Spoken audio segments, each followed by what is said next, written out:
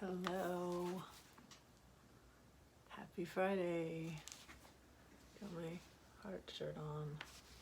I'm gonna read my atmosphere's heist.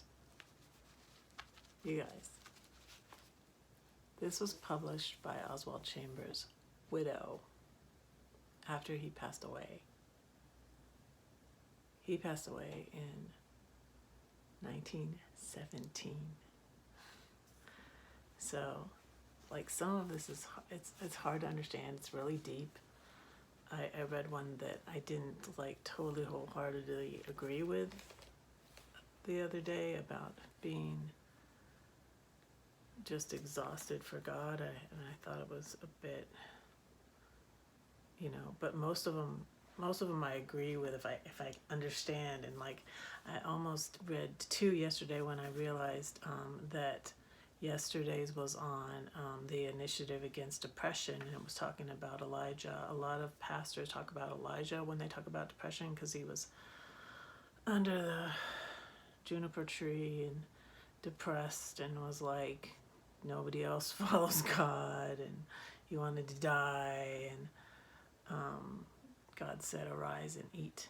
1 Kings 19:5, and that's what yesterday's was about. But I'm going to read today's, and it's the initiative against despair. And it's arise, let us be going, Matthew 26:46. And it was when the disciples all fell asleep on Jesus. He was about to be crucified, and he's in the garden praying, and he wanted them to pray with him, and they all fell asleep. And so that's what this one is about. The initiative against despair. Arise, let us be going. Matthew 26:46. The disciples went to sleep when they should have kept awake, and when they realized what they had done, it produced despair. The sense of the irreparable is apt to make us despair, and we say, it is all up now, it is no use trying anymore. If we imagine that this kind of despair is exceptional, we are mistaken.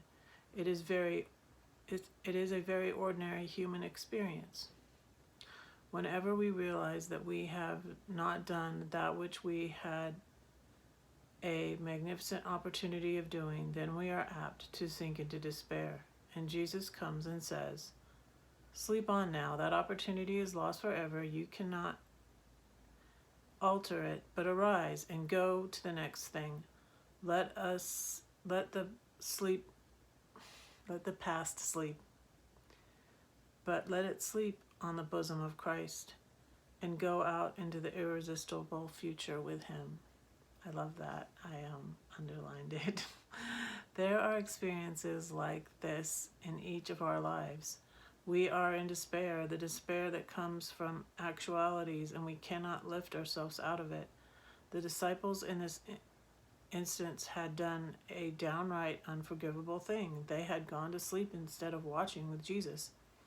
And he came with a spiritual initiative against their despair and said, arise and do the next thing. If we are inspired of God, what's the next thing? To trust him absolutely and pray on the ground of his redemption.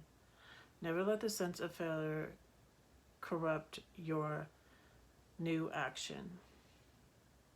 I really like that one. It's very good.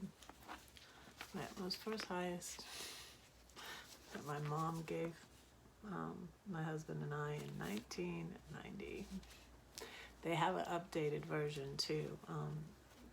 I think that's why this is such a lasting thing, is it's so deep. It's like the Bible, and you read it and you get something out of it. Again, you read something the second time, but you might glean something different out of it. And so it's a good devotional. My mom had the updated version, but I like the old-fashioned one better. But you can read them both online. I'll put the link below this video. Have a good Friday. Love y'all. Bye.